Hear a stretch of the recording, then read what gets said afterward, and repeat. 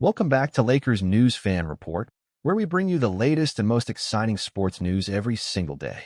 Whether it's breaking news, player updates, behind-the-scenes drama, or just that electric Lakers energy, you'll find it all right here. And today, oh boy, we've got a lot to unpack. The Lakers have just evened the series against the Timberwolves with a gritty Game 2 win, bouncing back from an embarrassing 117-95 blowout loss in Game 1. The final score in Game 2? 94-85. Not pretty, but it was passionate, physical, and personal. The series is tied 1-1, but the questions that have emerged go way beyond just the scoreboard. One of the biggest stories: Rui Hachimura injured mid-game, returning with a facial mask like a battle-worn warrior and still managing to make an impact. But is he really okay? Could this injury linger deeper into the series than we think?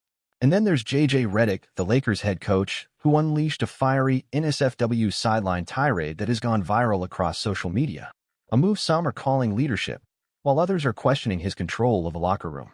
And we're not done. LeBron James, the king himself, stepped in to defend Redick, but was that just veteran solidarity or a sign of deeper trust issues within the squad? Meanwhile, former Laker D'Angelo Russell is stirring up the MVP debate by backing Nikola Jokic over everyone else, including Shai Gilgeous-Alexander, in a move that some fans think might be taking subtle shots at the current state of the Lakers' leadership. So, what does this all mean? Let's start with Rui Hachimura. The injury looked bad in real time, a direct hit to the face, forcing him off the court and into the tunnel. Moments later, he was back, wearing a protective mask and grinding through the pain. He still gave the Lakers 11 points, 5 boards, 2 steals, and a block in a gritty effort that may have flown under the radar for casual viewers. But Lakers fans, you saw it. You felt it. And here's the thing. While the Lakers medical staff have yet to release the full extent of his injury, J.J. Redick made a point to downplay it after the game. But should we believe that?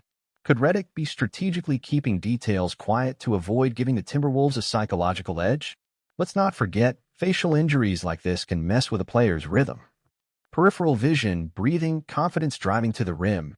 It all changes when you've got a mask on and a fracture somewhere under it. And with the series heading into what could be a physical Game 3, fans are starting to ask, is Rui really going to be 100% the rest of the way? Could this become a deciding factor in the series? Now let's pivot to the man of the moment, J.J. Redick. Yes, that J.J. Redick. Former sharpshooter turned coach, now turning heads not for his X's and O's, but for the explosive clip that's circulating everywhere. Cameras caught him loudly, emotionally, and very colorfully tearing into his team during a timeout.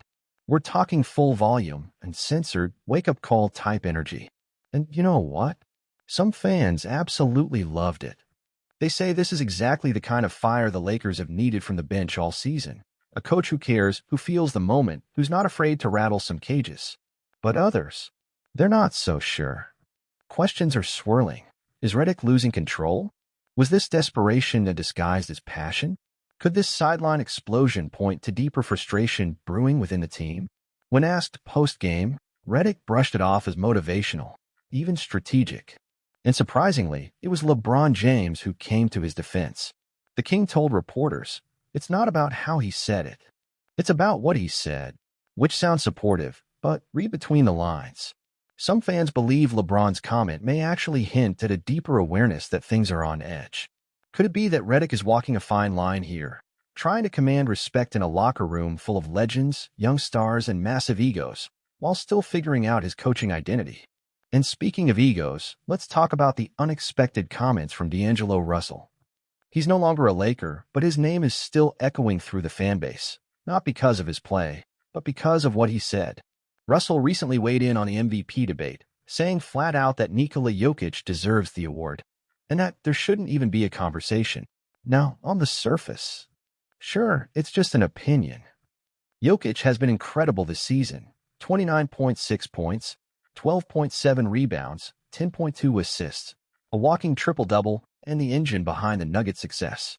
But it's the timing and tone of Russell's comments that raised eyebrows. He didn't just praise Jokic, he dismissed the entire MVP race as unnecessary. And that includes Shai Gilgeous-Alexander, who led the league in scoring with 32.7 points per game and has carried OKC on his back all year. Is it possible that Russell is trying to stir the pot?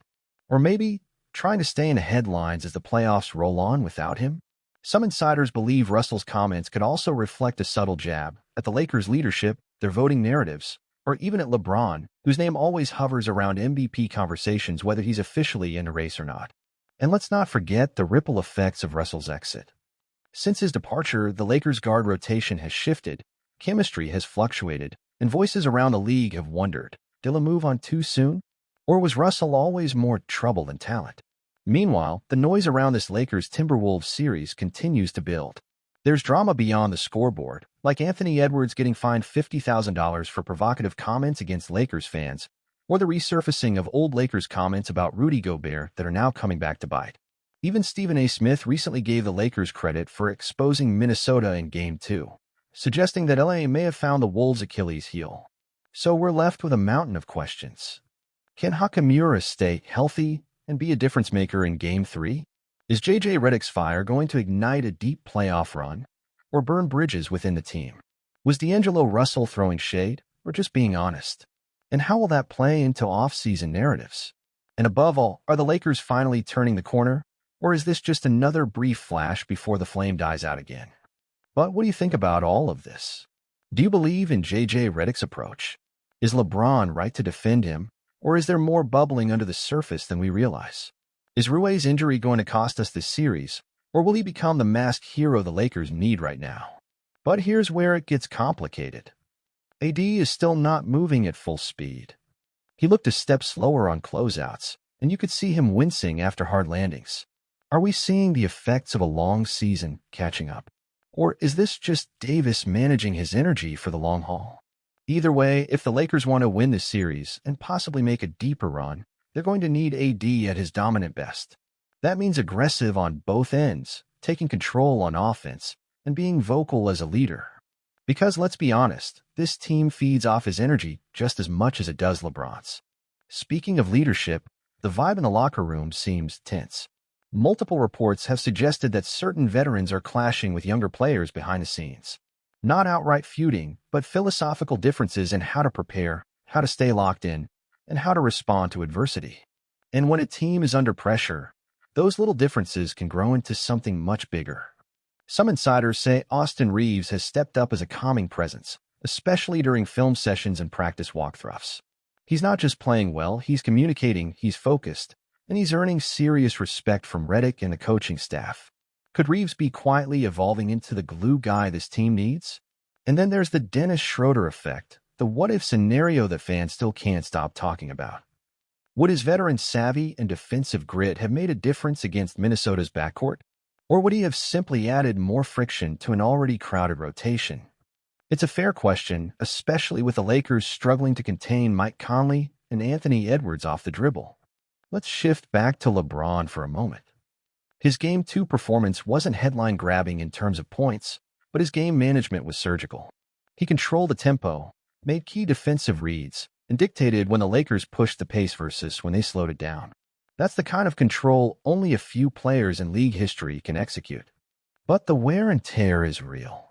LeBron is now 40, and while his basketball IQ is still off the charts, you can see him picking his moments more carefully. The big question moving forward is, can he keep doing that for the next month or more?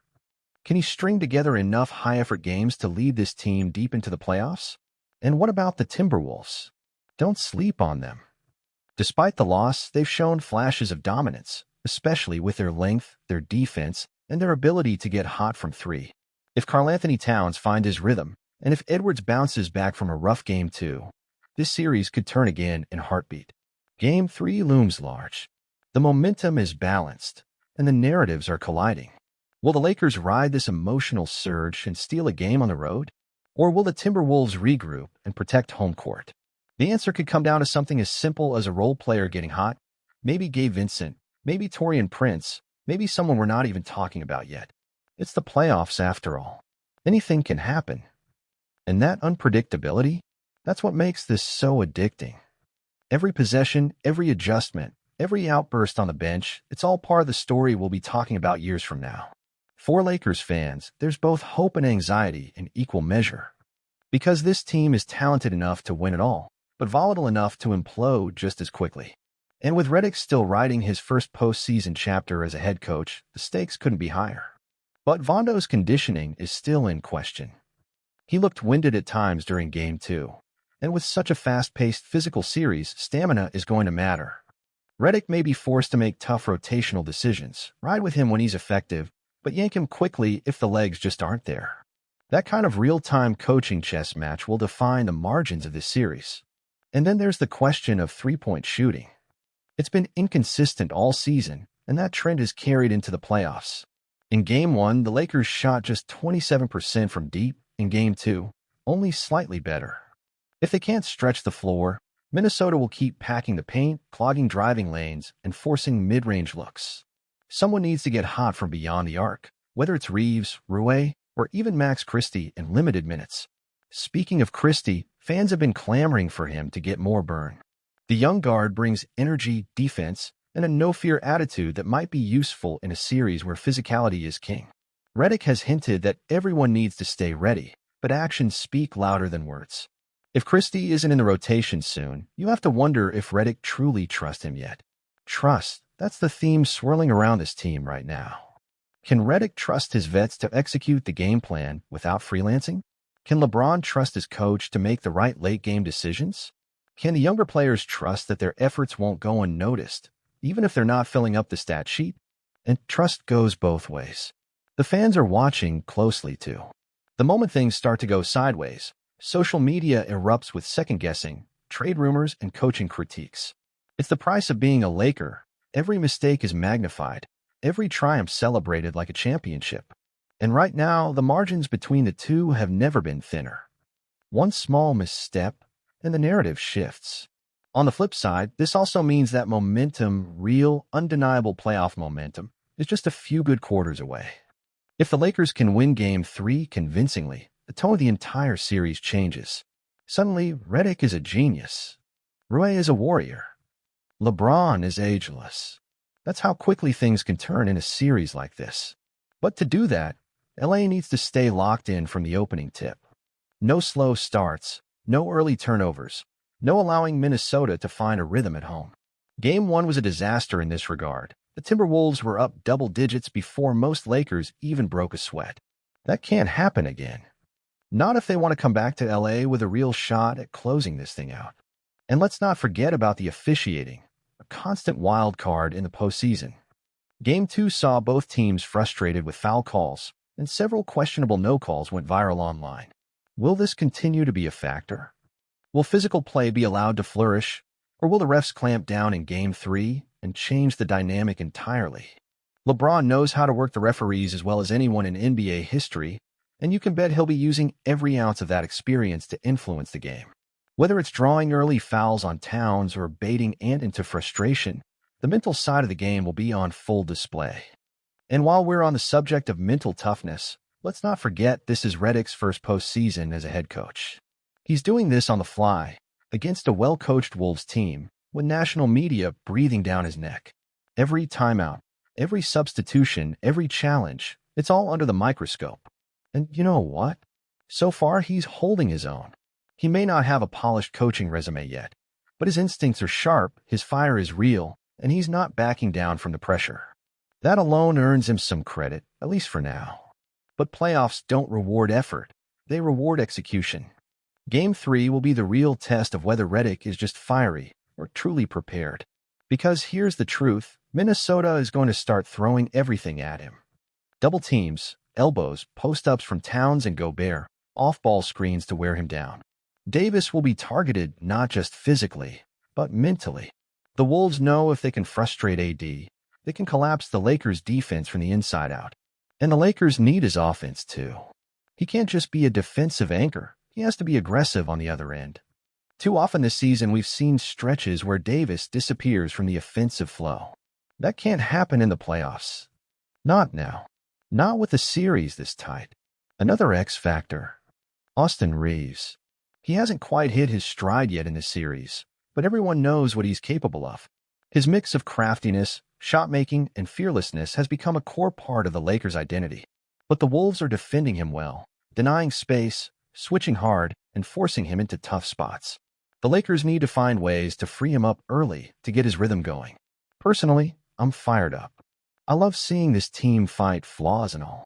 This is the kind of playoff basketball that keeps you up at night thinking about rotations, matchups, and what comes next. And I want to hear everything you're thinking. So jump into the comments below and let me know, what's your take on all the chaos, the comebacks, and the controversy? If you enjoyed this video, don't forget to hit that like button, subscribe to Lakers News Fan Report, and turn on the notification bell so you never miss an update. We're going to be covering everything as the Lakers continue this wild playoff journey. And trust me, it's just getting started. See you in the next one.